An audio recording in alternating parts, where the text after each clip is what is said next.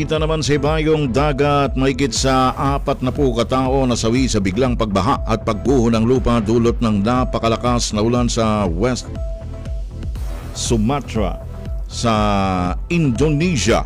Mula naman sa Radyo Pilipinas World Service, naritong report ni J.R. Revalo.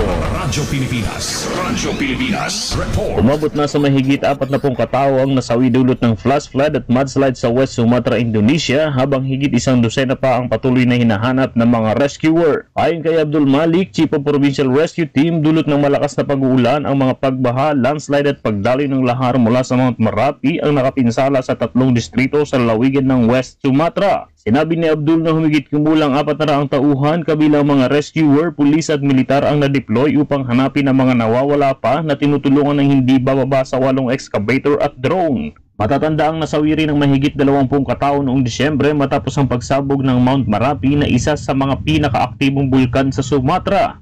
Samantala, ayon sa National Disaster and Management Agency na BNPB, halos 200 bahay ang nasira at 72 hektarya ng mga lupain kabilang ang mga palayan ang naapektuhan. Mula sa RP World Service, ito si J.R. Revalo para sa Radyo Pilipinas. Radyo Pilipinas News Nationwide.